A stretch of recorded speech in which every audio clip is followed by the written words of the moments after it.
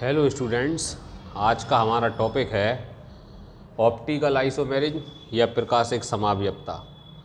पिछली समाव्यपता ज्यामिति के बाद ये हमारा लास्ट आइसोमेरिज्म है, प्रकाशिक समाव्यपता या ऑप्टिकल आइसोमेरिज्म किसे कहते हैं।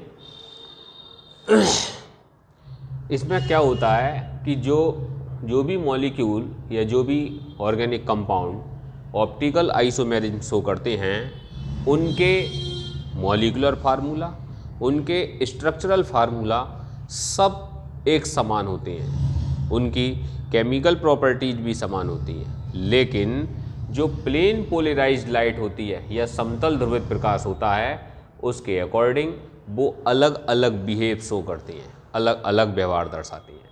अर्थात समतल ध्रुवित प्रकाश के प्रति या प्लेन पोलराइज्ड लाइट के प्रति व्यवहार बिहेव भिन्न भिन्न हो और मॉलिक्यूलर फार्मूला, स्ट्रक्चरल फार्मूला समान हो, तब ऐसी कंडीशन में वो ऑप्टिकल आइसोमर कहलाते हैं और उनकी ये आइसोमेरिज्म ऑप्टिकल आइसोमेरिज्म कहलाती है। यहाँ पर अब हमारी बात आई निकल कर कि भाई नया शब्द आया है, जो प्लेन पोलराइज्ड लाइट क्या होती है या समतल ध्रुवित प्रकाश क्या होता है। तो वास्तव में जो सामान्य प्रकाश होता है, जो किसी भी लाइट सोर्स से निकलता है, वो सभी दिशाओं के अंतर्गत वाइब्रेशन करता है। लेकिन जब हम इस लाइट को निकोल प्रिज्म से निकालते हैं, निकोल प्रिज्म कैल्शियम कार्बोनेट के पत्थर होते हैं जो तरासे हुए होते हैं, जब इस निकोल प्रिज्म से ये लाइट निकाली जाती है, तो केवल लाइट या प्रकाश केवल एक ही प्लेन के अंतर्गत वाइब्रेट करता है। और जब एक प्लेन के अंतर्गत वाइब्रेट करता है, तो ऐसी कंडीशन में हम उसी लाइट को प्लेन पोलराइज्ड लाइट कहते हैं। और इसी प्लेन पोलराइज्ड लाइट को क्लॉकवाइज या एंटी क्लॉकवाइज घुमाना ही या ना घुमाना इन ऑप्टिकल आइसोमर का काम है। अब हम बात करते हैं आगे कि ऑप्टिकल आइसोमेरिज्म का एक एग्जाम्पल लेते हैं। जैसे लैक्टिक एसिड है, ये lactic acid optical isomerism show करता है। इसमें क्या होता है कि ये लैक्टिक एसिड का फार्मूला होता है जिसमें 3 कार्बन होते हैं। एक कार्बन जो C बीच में लिखा हुआ है, इसकी चारों वैलेंसी को ध्यान से देखो तो ये चारों अलग अलग हैं। यहाँ H, यहाँ OH, यहाँ CH3, यहाँ COH। इसकी ये मिरर इमेज है। अगर हम इसको मिरर में देखें तो इसकी इमेज ये दिखाई देगी। OH इधर पास है तो इधर पास होगा, H यहाँ से दूर है, दूर दिखाई देगा, COH, CH3। ये प्लेन पोलराइज्ड लाइट को, जब प्लेन पोलराइज्ड लाइट को निकालते कैसे हैं, वास्तव में एक बीकर के अंतर्गत इस सॉल्यूशन को लेने के बाद जब इस प्लेन पोलराइज्ड लाइट को यहाँ से निकालते हैं, तो ये लाइट या तो इस तरीके से मूव करती दिखाई देती है या लाइट इस तरीके से मूव करते हुए दिखाई देती है। जब इस तरीके से मूव करती दिखाई देती है तो ये क्लॉकवाइज मोशन हुआ, अर्थात डेक्स्ट्रो रोटेटरी। और जब इस तरीके से मूव करते हुए दिखाई दे तो ये एंटी क्लॉकवाइज मोशन अर्थात लीवो रोटेटरी कहलाता है। तो एक फॉर्म डेक्स्ट्रो रोटेटरी होती है और एक फॉर्म लीवो रोटेटरी होती है। डेक्स्ट्रो रोटेटरी फॉर्म में सदैव लाइट जो H से OH की ओर होती है, और इन दोनों के अंतर्गत अगर हम स्टैंडर्ड ये इनका स्टैंडर्ड शो करें तो COH have high standard then CH3 according EZ system. तो H से OH COH के यानी हाई स्टैंडर्ड के ऊपर से होकर जाती हैं। तो ऐसी कंडीशन में ये क्लॉकवाइज हुआ और ये एंटी क्लॉकवाइज हुआ। ऐसी कंडीशन में इसे डी फॉर्म बोलते हैं, यह डेक्स्ट्रो रोटेटरी। इसे प्लस साइन द्वारा भी शो कर सकती हैं। ये लीवो रोटेटरी फॉर्म या इसे माइनस साइन द्वारा भी शो कर सकती है। इसी की एक पिक्चर होती है, डेक्स्ट्रो रोटेटरी ये हो गया, लीवो रोटेटरी। एक होती है रेसिमिक मिक्सचर।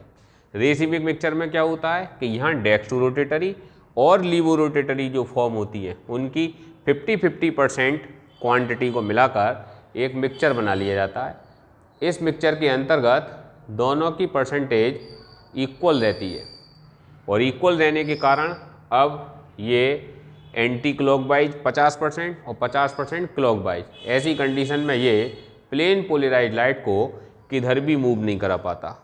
फलस्वरूप रेसिमिक मिक्सचर जो होता है वो ऑप्टिकली इनएक्टिव हो जाता है। इसके अंतर्गत दोनों फॉर्म एक्टिव हैं, लेकिन टोटल मिक्सचर अगर देखा जाए तो वो ऑप्टिकली इनएक्टिव हो जाता है। That is known as racemic mixture. अब इसके बाद हम बात करते हैं ऑप्टिकल एक्टिव कंपाउंड की। कौन कंपाउंड ऑप्टिकल एक्टिव होती है? वास्तव में जो प्लेन पोलराइज लाइट को मूव कराने की एबिलिटी रखते हैं वे ऑप्टिकल एक्टिव कंपाउंड कहलाती हैं। और ऑप्टिकल एक्टिव कंपाउंड एक दूसरे के ऑप्टिकल आइसोमेर भी होती हैं, अर्थात और एक बात ये भी है कि जो प्लेन पोलराइज लाइट को मूव नहीं करा पाते हैं वो भी ऑप्टिकल आइसोमर हो सकते हैं। क्यों? क्योंकि ऑप्टिकल आइसोमर की डेफिनेशन थी प्लेन पोलराइज लाइट के लिए या इसके लिए डिफरेंट बिहेव शो करना। तो कोई डेक्सो रोटेटरी घुमाता है, कोई लीवो रोटेटरी घुमाता है और कोई नहीं घुमाता। तो जो घुमाते हैं वो ऑप्टिकल एक्टिव कंपाउंड कहलाते हैं और जो नहीं घुमाते वो ऑप्टिकल इनएक्टिव कंपाउंड कहलाती हैं। अगर कोई ऑप्टिकल एक्टिव कंपाउंड होगा तो उसके अंतर्गत किरेलिटी का कैरेक्टर जरूर होगा। किरेलिटी का कैरेक्टर होगा, अर्थात वो किरेल मॉलिक्यूल होगा। और किसी भी मॉलिक्यूल को किरेल मॉलिक्यूल होने के लिए ये 3 स्पेशलिटी होनी जरूरी है। नंबर 1, उसके अंतर्गत किसी भी प्रकार की सिमेट्री ना हो। There is no type symmetry, अर्थात किसी भी तरीके से मॉलिक्यूल को 2 भागों में ना बांटा जा सके। प्रायः उन्हीं मॉलिक्यूल के अंतर्गत कोई सिमेट्री नहीं होती है जिनमें एक एसिमेट्रिक कार्बन होता है। एसिमेट्रिक कार्बन किसे कहती है? ऐसा कार्बन एटम जिसकी चारों वैलेंसीज अलग अलग ग्रुप या अलग अलग एटम के साथ जुड़ी हो, जैसे एक H different, OH different, CH3 different, COH different. जब चारों ही वैलेंसी अलग अलग टाइप की होंगी तो ऐसे मॉलिक्यूल के अंतर्गत सिमेट्री होने के चांस 0 हैं, अर्थात उसके अंतर्गत कोई सिमेट्री नहीं होगी। अर्थात अगर मॉलिक्यूल ऑप्टिकल एक्टिव होगा तो उसके अंतर्गत कोई सिमेट्री नहीं होगी और एसिमेट्रिक कार्बन भी प्रेजेंट होगा।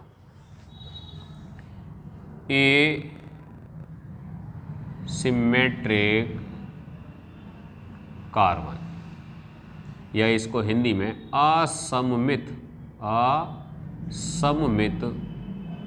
कार्बन एटम भी कहते हैं। सेकंड वन, जो मिरर इमेज है वो रियल इमेज को सुपर इम्पोज नहीं करती है।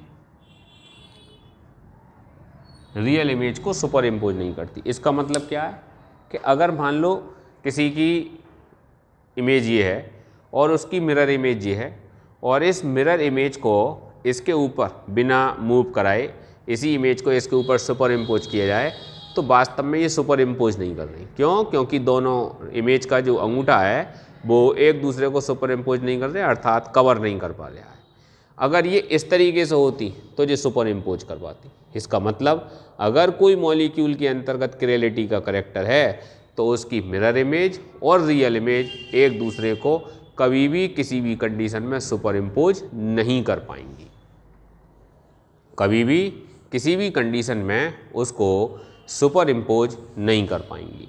और थर्ड कैरेक्टर उसके अंतर्गत एसिमेट्रिक कार्बन, यानी 3 कैरेक्टर यही हो गए। उसमें कोई सिमेट्री नहीं होगी, एसिमेट्रिक कार्बन एटम होगा और mirror image real image mirror image को रियल इमेज सुपर इम्पोज नहीं करती होगी। तो ऐसी कंडीशन में जिस मॉलिक्यूल के अंतर्गत ये तीनों कैरेक्टर होंगे वो किरेल मॉलिक्यूल कहलाएगा और ये कैरेक्टर किरेलिटी कैरेक्टर कहलाएगा। किरेलिटी कैरेक्टर कहलाएगा। एक एग्जाम्पल हम इसके लिए टार्ट्रिक एसिड का और देखते हैं। That is the formula of tartaric acid, जिसमें 2 COH और 2 OH ग्रुप होती हैं। अगर इस टार्ट्रिक एसिड के स्ट्रक्चर को देखें तो इसमें हर कार्बन एटम की चारों वैलेंसी अलग हैं, यहाँ H, OH, COH और दैट इज़ डिफरेंट वैलेंसी। इसी प्रकार इससे तो यहाँ मॉलिक्यूल के अंतर्गत 2 एसिमेट्रिक कार्बन है। इस मॉलिक्यूल के अंतर्गत किसी भी प्रकार की कोई सिमेट्री नहीं है। यहाँ से भी अगर हम बांटते हैं तो इनका OH का ओरिएंटेशन डिफरेंट डायरेक्शन के अंतर्गत आने के कारण इस मॉलिक्यूल के अंतर्गत दोनों पार्ट सेम नहीं आते, इसलिए इसमें किसी भी प्रकार की कोई सिमेट्री मौजूद नहीं है। अब कोई सिमेट्री मौजूद नहीं है तो ये H से OH की ओर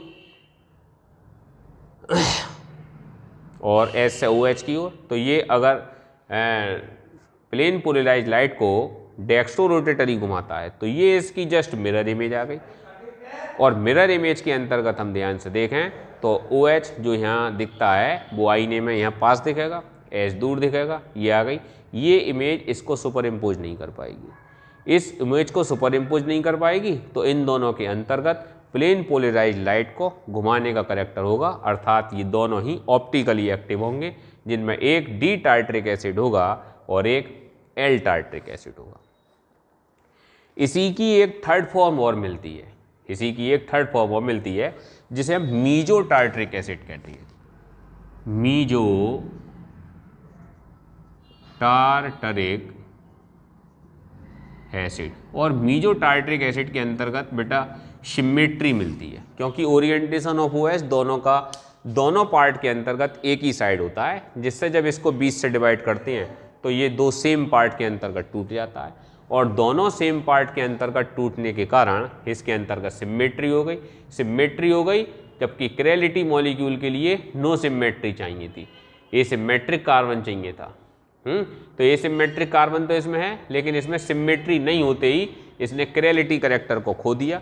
फलस्वरूप ये मॉलिक्यूल क्रेल नहीं होगा, और क्रेल नहीं होगा तो ये किसी भी कंडीशन में प्लेन पोलराइज लाइट को मूव नहीं करा सकता। इसका मतलब ये ऑप्टिकली इनएक्टिव कंपाउंड होगा। इसका मतलब टार्ट्रिक एसिड की 3 फॉर्म हो गई, डी टार्ट्रिक एसिड जो ऑप्टिकली एक्टिव है, एल टार्ट्रिक एसिड जो ऑप्टिकली एक्टिव है, एंड मीजो टार्ट्रिक एसिड जो ऑप्टिकली एक्टिव नहीं है। इनका रेसिमिक मिक्सचर भी बन सकता है। तो रेसिमिक मिक्सचर के अंतर्गत अगर हम ध्यान से देखें तो डी टार्ट्रिक एसिड और एल टार्ट्रिक एसिड की 50-50% क्वांटिटी को लेकर अगर सॉल्यूशन बनाया जाता है तो वो सॉल्यूशन रेसिमिक मिक्सचर होगा, जो भी ऑप्टिकली इनएक्टिव होगा। तो इसके ऑप्टिकली इनएक्टिव होने का और कारण है और इसके ऑप्टिकली इनएक्टिव होने का और कारण है। इसके ऑप्टिकली इनएक्टिव होने का कारण है कि इसके अंतर्गत सिमेट्री है और एक ही टाइप के मॉलिक्यूल्स हैं, जबकि रेसिमिक मिक्सचर के अंतर्गत 2 टाइप्स के मॉलिक्यूल हैं जो दोनों ही अलग अलग डायरेक्शन के अंतर्गत प्लेन पोलराइज लाइट को मूव कराने की कोशिश करती हैं। इसलिए रेसिमिक मिक्सचर ऑप्टिकली इनएक्टिव है, लेकिन ऑप्टिकली इनएक्टिव मिक्सचर के अंतर्गत दोनों पाए जाने वाले कंपाउंड ऑप्टिकली एक्टिव हैं। अब इसके अंतर्गत एक छोटी सी बात और आती है जो हम पढ़ सकते हैं यहाँ पर। एक होते हैं डायास्टीरियोमर्स, डायास्टीरियोमर्स, और एक होते हैं इनेंसियोमर।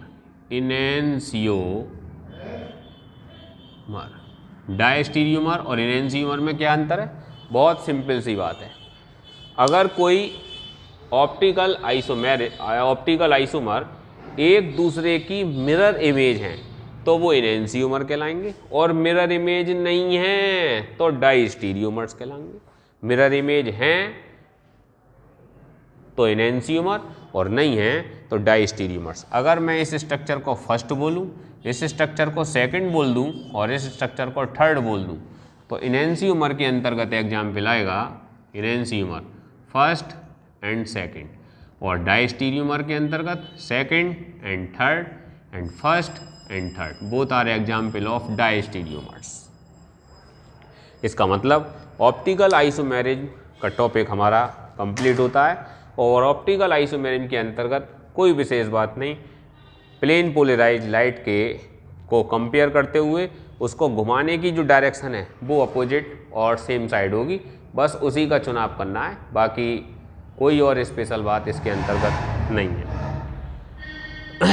दूसरी बात, ये क्रिएलिटी करेक्टर ध्यान रखना है कि जो ऑप्टिकली एक्टिव कंपाउंड होगा उसके अंतर्गत क्रिएलिटी का करेक्टर होगा, और क्लियरिटी करेक्टर के लिए 3 चीज़ें, ये 3 चीज़ नहीं होंगी वो ऑप्टिकली इनएक्टिव होगा, जैसे मीजो टार्ट्रिक एसिड है। इस आइसोमेरिज्म से संबंधित किसी भी प्रकार की अगर समस्या होती है तो कमेंट करके पूछ सकते हो। वीडियो अगर अच्छी लगती है तो इसे लाइक, शेयर और सब्सक्राइब करना ना भूलें, जिससे हमारी अगली वीडियो आपके पास आसानी से पहुंच सके। Thank you.